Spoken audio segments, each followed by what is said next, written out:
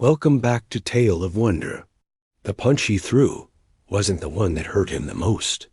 Dominic the Dragon Volkov, a man whose ego was as finely honed as his physique, strutted into the gleaming dojo like he owned the very air he breathed. And in a way, he did. Every certificate adorning the polished wood walls bore his name. Every gleaming trophy on the meticulously arranged shelves was a testament to his lightning-fast kicks and bone-jarring strikes. He was a third-degree black belt, a regional champion, and the undisputed king of the mat in this small, affluent town. His students, a mix of ambitious teenagers and midlife crisis adults, hung on his every word, mimicking his every precise movement, utterly convinced they were in the presence of a living legend. Dominic thrived on this adoration, inhaling it like a precious elixir. He was a master of his craft, and he knew it. He knew it with the unwavering certainty of a man who had never truly been challenged. His uniform, pristine white and crisp, seemed to hum with an almost ethereal glow, a stark contrast to the utilitarian overalls of the man currently pushing a mop bucket across the pristine dojo floor. This was Marco, the night janitor, a man seemingly sculpted from the shadows and forgotten corners of the building, moving with a quiet, almost apologetic grace. Marco was a fixture, a silent, unassuming presence that simply was. His face was a roadmap of etched lines, each one telling a story of hard work, perhaps a little worry, and certainly a profound sense of resignation. His hair, a wispy gray, often escaped from beneath a faded baseball cap, and his shoulders, though broad, seemed perpetually slightly stooped, as if carrying the weight of the world, or at least the weight of a particularly stubborn spill. Dominic had a particularly brutal training session planned that evening, a high-intensity circuit designed to push his students to their absolute limits. As he demonstrated a complex series of blocks and counterattacks, his powerful voice echoing through the spacious room, he found his focus inexplicably drawn to Marco. The janitor was meticulously wiping down the mirrored wall, humming a soft, tuneless melody under his breath. It wasn't the humming itself, but the rhythm of it that grated on Dominic's nerves. It was too tranquil, too unmothered. It felt like an affront to the furious energy Dominic was trying to cultivate in his dojo. He paused his demonstration, his gaze sharp and piercing, fixing on Marco. "Hey, janitor," he barked, his voice cutting through the focused silence. Marco, startled, dropped his rag into the bucket with a quiet splash. He turned, a flicker of surprise, then something akin to weary acceptance, crossing his face. "Yes, Master Volkov?" he asked, his voice soft, almost raspy with disuse. Dominic smirked, a cruel, predatory curve of his lips.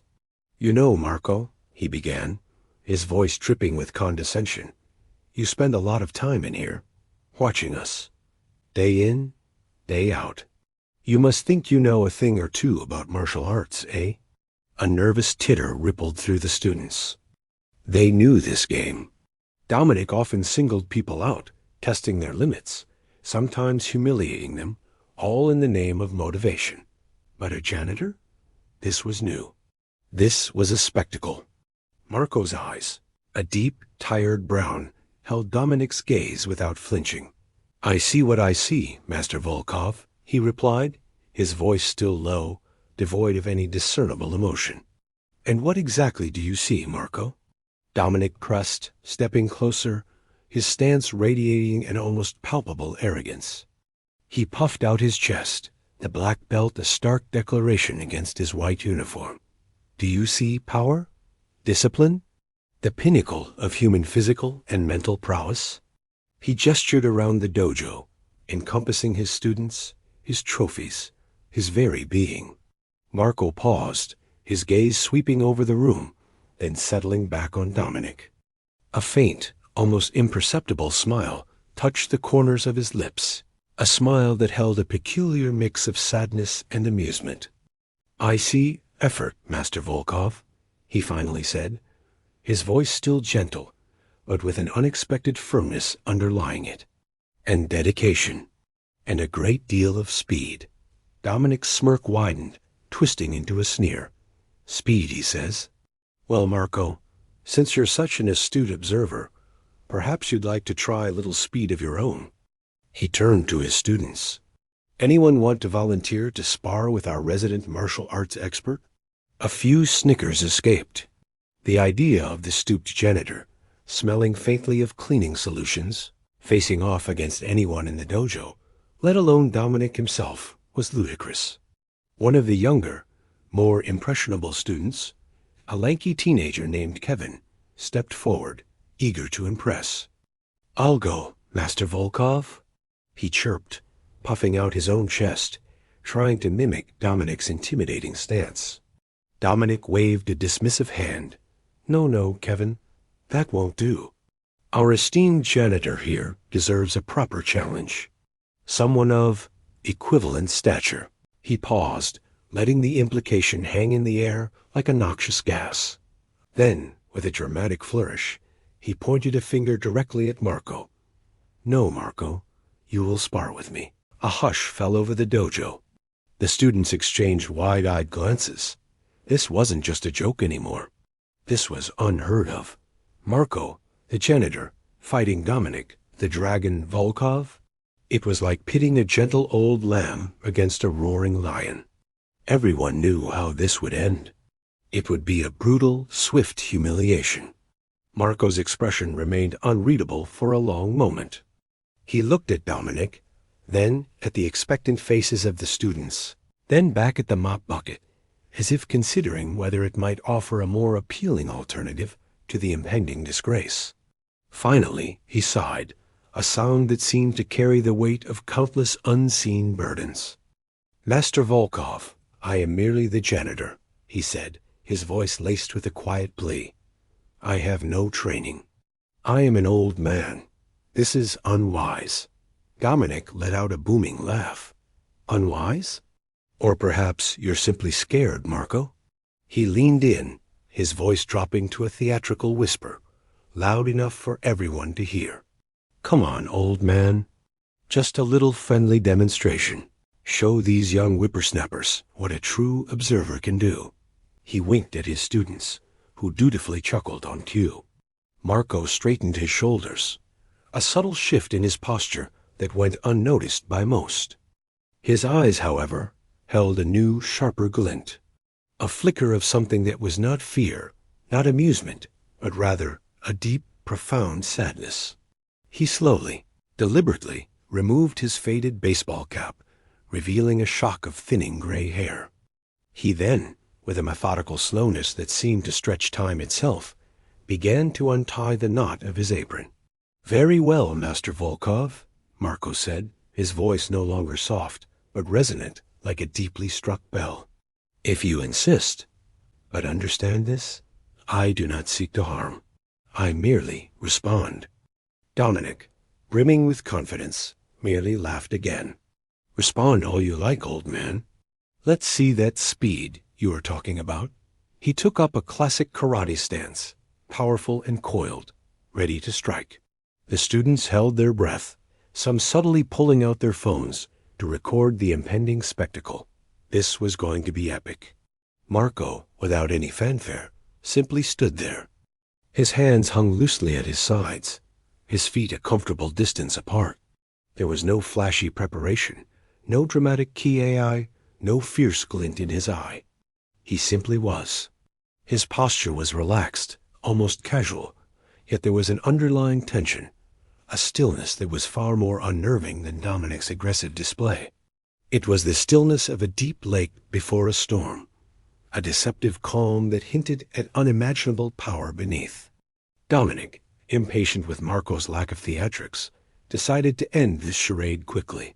He launched into a lightning-fast combination, a lead jab, followed by a powerful reverse punch, aiming for Marco's solar plexus. It was a move that had felled countless opponents, a blur of controlled aggression. But Marco simply wasn't there. Dominic's punches, honed to perfection, sliced through empty air. He blinked, momentarily disoriented. Had the old man dodged? He was so fast, so precise that missing was a rarity, an anomaly. He spun, expecting to see Marco stumbling away, but the janitor was merely standing a few feet to his left, hands still loosely at his sides, a faint, almost imperceptible shake of his head. A murmur went through the students. They hadn't even seen Marco move. It was as if he had simply teleported. Dominic's face flushed red. He felt a prickle of something he hadn't felt in years, genuine surprise, and a touch of irritation. This old man was making a fool of him. "Lucky shot, old man," Dominic snarled, his voice a little less confident now. He attacked again, this time with a sweeping roundhouse kick, aiming for Marco's head. It was a powerful, acrobatic move that showcased his flexibility and strength. Again, the kick sailed through empty space. And again, Marco was simply not there. He had shifted, not backwards, not forwards, but sideways, with such a minimal expenditure of movement that it was almost impossible to track. He hadn't dodged away from the kick, but rather had subtly moved around it, allowing it to pass harmlessly by, like water parting around a stone. It wasn't flashy. It was economical. It was terrifyingly efficient. Dominic felt a chill creep up his spine. This wasn't luck. This wasn't even evasion in the way he understood it. This was something else entirely. He attacked again and again, with increasing ferocity, unleashing his full repertoire of kicks, punches, blocks, and sweeps. He moved with the speed and precision that had earned him his black belt and his reputation. He was a whirlwind of controlled violence, a human storm. But Marco was the eye of that storm. He moved with an almost ethereal grace, a dance of subtle shifts and imperceptible adjustments. Dominic's every attack, every carefully planned strike, met only air. Marco never lunged, never retreated dramatically. He simply wasn't where Dominic expected him to be. It was like fighting a ghost, a mirage. Dominic would unleash a powerful jab, and Marco's head would simply tilt a fraction of an inch, just enough for the blow to whistle past his ear. A devastating axe kick would descend, and Marco's foot would subtly pivot, allowing the kick to pass harmlessly over his shoulder. The dojo was utterly silent now, save for Dominic's grunts of effort and the soft whisper of his uniform cutting through the air. The students were mesmerized, their phones forgotten. Their champion, the dragon, was being made to look like a clumsy amateur by the unassuming janitor. Dominic was breathing heavily now, sweat beading on his forehead, his uniform beginning to show the strain of his exertion. His frustration was a bitter taste in his mouth. He was enraged, and fear was beginning to gnaw at the edges of his pride. He couldn't land a single blow. Not one. It was utterly humiliating. "Stand still, old man," Dominic roared, his voice hoarse with exertion and fury. He charged, abandoning all finesse, attempting to simply overwhelm Marco with brute force, a wild, desperate barrage of blows. And that's when Marco moved. It wasn't a punch, or a kick, or any of the flashy techniques Dominic had mastered. It was something far more subtle, far more devastating. As Dominic lunged, his guard momentarily dropped in his desperation. Marco's hand, calloused and strong, moved with a speed that defied belief. It wasn't a strike, but a precisely aimed touch. He didn't hit Dominic. He redirected him. A gentle pressure on Dominic's bicep, a slight shift in his own stance, and suddenly, Dominic wasn't moving at Marco anymore. He was moving past him. His own momentum, the very force he was bringing to bear, was subtly, skillfully used against him. Dominic stumbled forward, off balance, his aggressive lunge transforming into an uncontrolled stagger.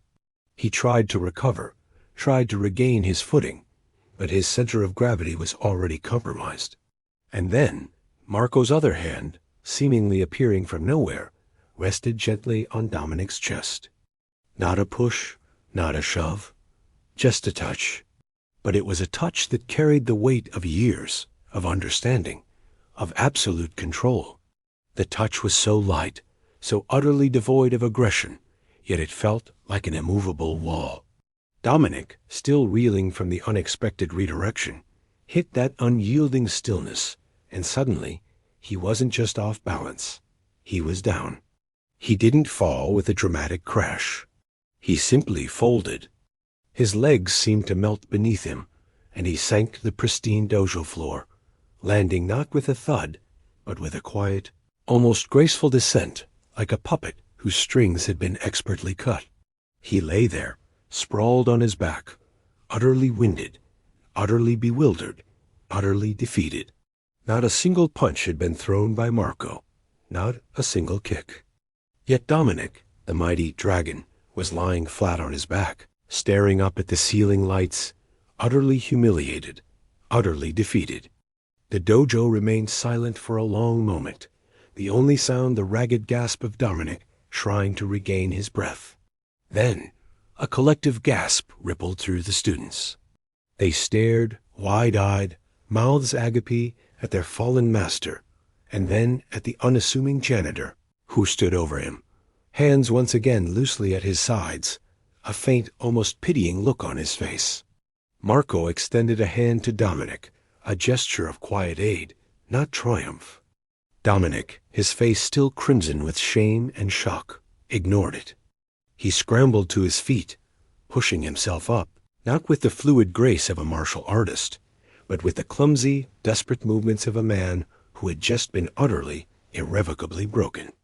His chest heaved, his eyes wide and haunted. What was that?"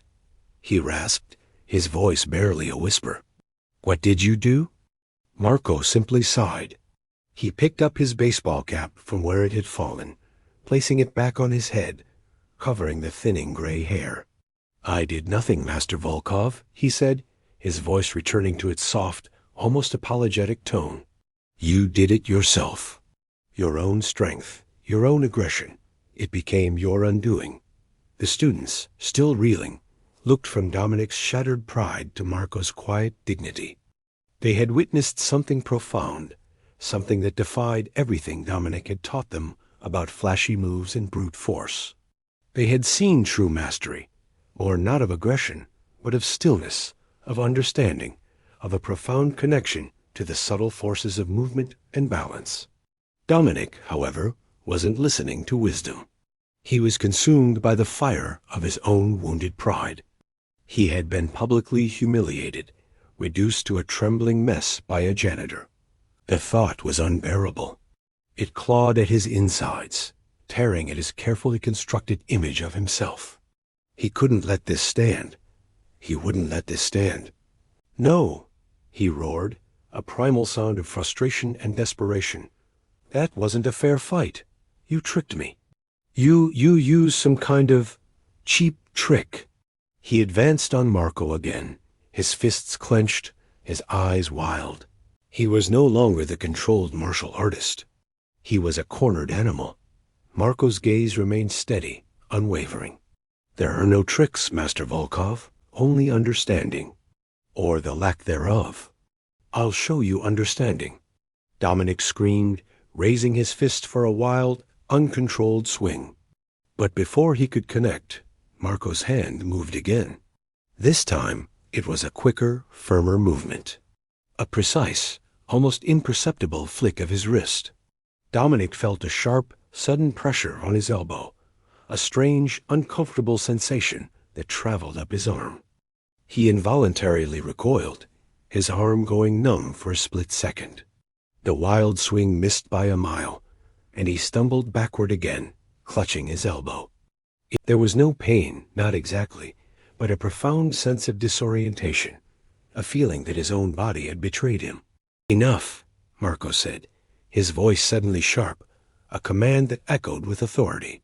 He took a single step forward, and for the first time, Dominic felt a genuine, bone-chilling fear. It wasn't the fear of being hit. It was the fear of something far more potent, the fear of facing absolute, undeniable mastery. Marco looked at Dominic, his expression now one of profound disappointment. "You seek only to prove yourself, Master Volkov. You have forgotten the true purpose of the art. He paused, his eyes sweeping over the awestruck students. It is not about defeating an opponent. It is about understanding oneself, and understanding the subtle dance of energy that connects all things. Dominic stood there, breathing heavily, his chest heaving, his eyes darting between Marco and his stunned students. His pride was shattered, his reputation in tatters. The silence of the dojo was deafening, filled only with the echoes of his own spectacular failure. He had been so sure, so utterly convinced of his own superiority. And now he was just a man, stripped bare of his arrogance, exposed for the fragile, insecure human he truly was. Marco turned, picked up his mop and bucket, and calmly began to resume his cleaning. It was as if the entire dramatic confrontation had never happened, as if he were simply a janitor going about his nightly duties. The contrast was almost comical, yet profoundly poignant. The students, however, were not so quick to return to normal. They looked at Dominic, then at Marco, then back at Dominic. The spell of their master's authority was broken. The image of the invincible dragon was shattered beyond repair. What style was that, Marco? Kevin, the lanky teenager, finally dared to ask, his voice filled with an almost reverent awe. Marco paused his mopping, a faint, sad smile returning to his lips. It has many names, young man, he said, his voice soft again, almost a whisper. But most call it Taijiquan, or simply the way of the grand ultimate. He resumed his cleaning, humming his tuneless melody once more, a quiet, unassuming man once again. Dominic stood there for a long time, watching Marco. The shame was suffocating, but beneath it, a tiny seed of something else was beginning to stir. Curiosity. And perhaps, just perhaps, a glimmer of humility. He had spent his entire life mastering an art, only to discover, in the most humiliating way possible, that he knew nothing at all. He had sought power, aggression, and victory. Marco had sought understanding, balance, and harmony. And in doing so, Marco had effortlessly achieved what Dominic had so desperately chased. The next few weeks in the dojo were different. Dominic was subdued, his usual bluster replaced by a quiet introspection. His training sessions became less about flash and more about fundamentals. He watched Marco, not with condescension, but with a new, almost desperate intensity. He saw the janitor's quiet movements, the subtle shifts of his weight, the effortless flow of his motions, and he began to see, truly see, the profound wisdom in what Marco had called the subtle dance of energy. One evening, after all the students had left, Dominic approached Marco, who was, as always, meticulously cleaning. "Marco," Dominic began, his voice hesitant, almost painfully so. Could you show me what you did?" Marco paused, his gaze meeting Dominic's. There was no triumph in his eyes, only a quiet understanding. He nodded slowly. "It is not something that can be shown in a single lesson, Master Volkov," he said.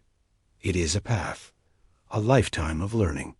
Are you prepared for such a journey?" Dominic looked around his dojo, at the certificates and trophies that now felt hollow and meaningless. He thought of his broken pride, his shattered ego, and the profound, unsettling peace he had felt in Marco's presence. "Yes," he said, his voice firm, resolute. "Yes, I am. Please, Marco, teach me." And so, a strange new dynamic began in the dojo. The black belt master, the regional champion, became the student, and the unassuming janitor, the quiet man of shadows, became the reluctant master. Marco didn't stop cleaning. He simply integrated his lessons into his daily routine. He would explain principles while mopping, demonstrate techniques while wiping down mirrors. He taught Dominic about yielding, about softness, about using an opponent's force against them. He taught him that true strength lay not in aggression, but in finding the path of least resistance. He taught him that the most powerful blows were often the ones never thrown. The lessons were slow, methodical, and often frustrating for Dominic, who was used to immediate results and dramatic displays. Marco often emphasized internal energy, concepts that Dominic's physically oriented training had never touched upon. He would spend hours simply standing or moving through slow, deliberate forms, focusing on his breath, his balance, his connection to the ground. It was an alien world to him, a world of subtle energies and internal power, a stark contrast to the external force he had always cultivated. Days turned into weeks, weeks into months. Dominic's initial hunger for power gradually transformed into a genuine thirst for knowledge, for understanding. He began to see the world differently, to move through it with a new awareness. His movements, once stiff and forceful, became fluid and graceful. His temper, once quick to flare, became calmer, more composed. The students, observing this subtle transformation in their master, were intrigued. They saw the quiet respect Dominic now showed Marco, the humility in his stance, the newfound depth in his eyes. One evening, after a particularly grueling session of slow, meditative movements, Dominic finally felt a shift within himself. A profound sense of peace settled over him, a feeling of effortless power that resonated deep within his bones. He realized, with a jolt, that he hadn't thought about winning or losing in weeks. He hadn't thought about proving himself. He was simply learning, simply being. He looked at Marco, who was, as usual, quietly wiping down the windows, a faint smile playing on his lips. "Marco," Dominic said, his voice filled with a reverence he had never known he possessed. "Thank you. Thank you for everything." Marco turned, his eyes twinkling with a gentle amusement. "The path is long, Master Volkov," he said, "but you are finally walking upon it." Then, almost as an afterthought, Marco added, his voice dropping to a conspiratorial whisper, "You know, Master Volkov, there's something I've been meaning to tell you. Something I never got around to explaining about my past." Dominic's curiosity was immediately piqued. Marco had always been a man of few words, his past shrouded in a quiet mystery. "Oh, what is it, Marco?" Marco chuckled softly, a dry, warm sound. "Well, you see," he began, picking up his mop bucket, and as he did, the bottom of his faded overalls subtly rode up a fraction of an inch, revealing a flash of deep, rich, crimson fabric just above his ankle. "Before I became a janitor, I was a grandmaster, a 9th-degree black belt in Taijiquan, one of the highest ranks achievable in the art, and I trained the national Olympic team for 30 years. Dominic froze. His jaw dropped. His eyes widened to the size of saucers. A 9th-degree black belt. The national Olympic team. This unassuming janitor, this quiet man who cleaned his dojo and patiently taught him the true meaning of martial arts, was not just a master, but a living legend, a titan of the martial arts world. The profound irony of the situation hit him with the force of 1,000 physical blows, far more impactful than any Marco had ever deflected. All those years, all that arrogance, all that pride, he had challenged a god, and the god had merely humored him. Marco, oblivious to Dominic's utter shock, simply continued pushing his mop bucket towards the storage closet, humming his tuneless melody once again. Dominic stood there, completely dumbfounded, his mind reeling from the revelation. He thought of his own 3rd-degree black belt, his regional championship, his grandstanding, his utter ignorance. And he thought of Marco, the quiet janitor, patiently enduring his arrogance, then gently, subtly, showing him the true path. The punch he threw wasn't the one that hurt him the most. It was the truth that landed the heaviest blow. What does it truly mean to be strong, and is true power always visible to the naked eye? If this tale of pride and unexpected wisdom resonated with you, hit that like button, share your thoughts in the comments below, and don't forget to subscribe to Tale of Wonder for more stories that will make you rethink everything. See you in the next video.